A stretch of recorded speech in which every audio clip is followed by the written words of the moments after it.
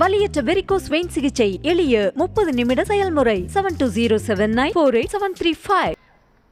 நேற்று அதிமுக தேர்தல் அறிக்கை வெளியிட்டு இருக்காங்க. ஆட்சி பொறுப்பு கையில வச்சு மக்களுக்கு ஒண்ணுமே பண்ணாத பழனிசாமி ஒன்றிய அரசுல பாஜக கூட கூட்டணியாக இருந்து சேர்ந்து கொண்டு தமிழ்நாட்டுக்கு எந்த நன்மையும் செய்யாம துரோகங்களை மட்டுமே செஞ்ச பழனிசாமி அவர் பங்குக்கு ஒரு தேர்தல் அறிக்கையை வெளியிட்டு இருக்கிறார்.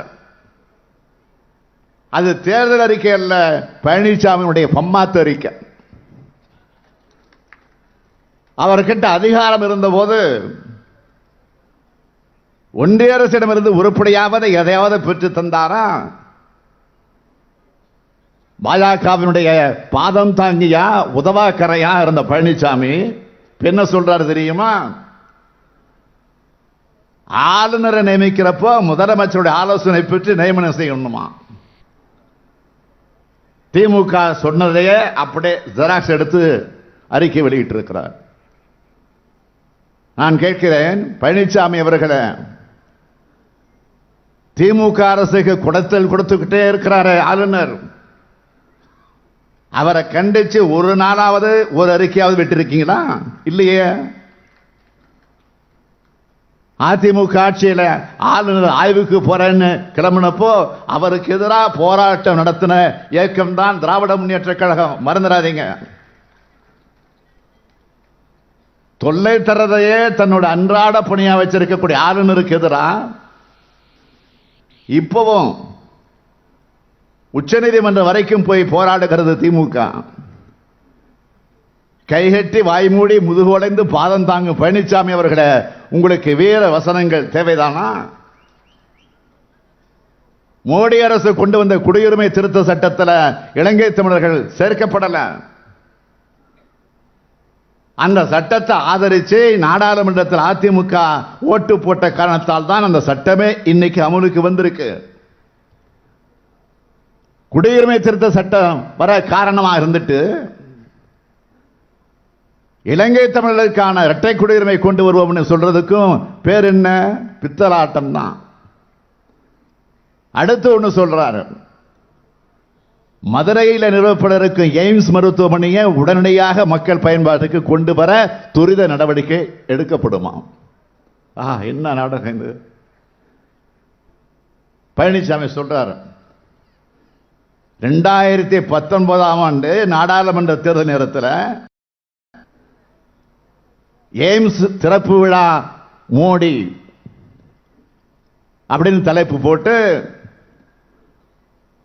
அந்த பிரதமர் மோடி அவர்கள் பட்டன் அழுத்தினப்போ பக்கத்தில் உட்கார்ந்து கை தட்டுனீங்களா?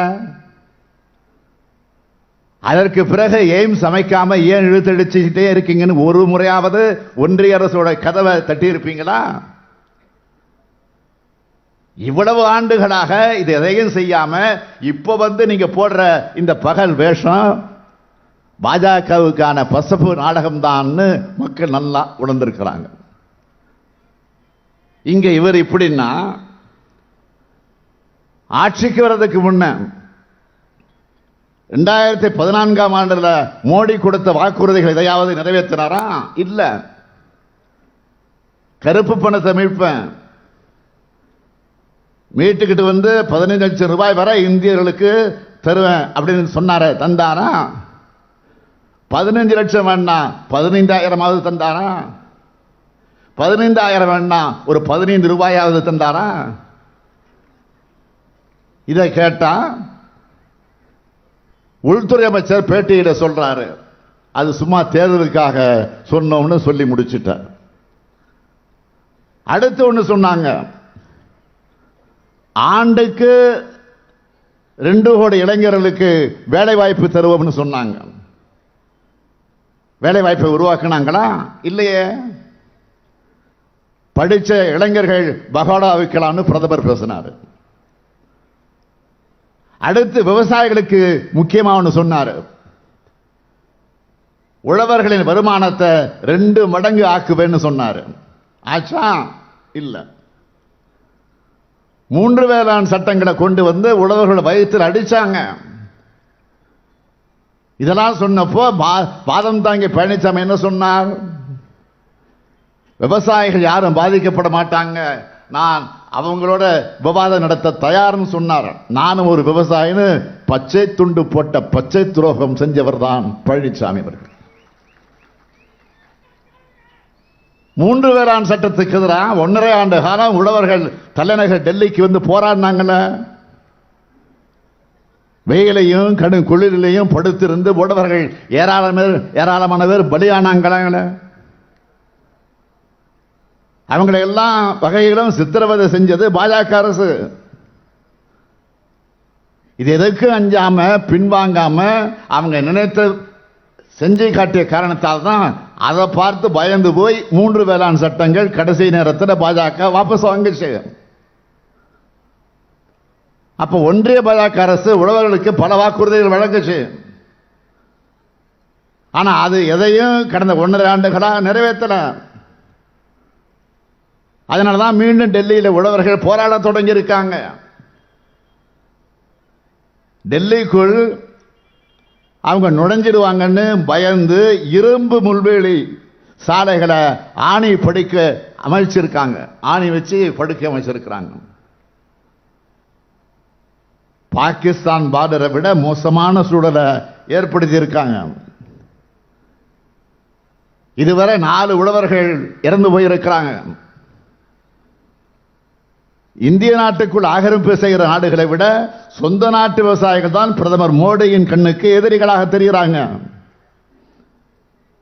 ஏழையின் தாயின் மகன் சொல்லிக்கிற பிரதமர் மோடி ஆட்சியில விவசாயிகளின் நிலைமை இதுதான். தமிழ்நாட்டு உழவர்களையாவது நிம்மதியாக இருக்க விட்டாரா பிரதமர் மோடி? அதுவும் இல்லை. வலியற்ற வெரிகோஸ் வெயின் சிகிச்சை எளிய 30 நிமிட செயல்முறை. 7207948735. செய்திகளை உடனுக்குடனும் துல்லியமாகவும் தெரிந்து கொள்ள சப்ஸ்கிரைப் பண்ணுங்க.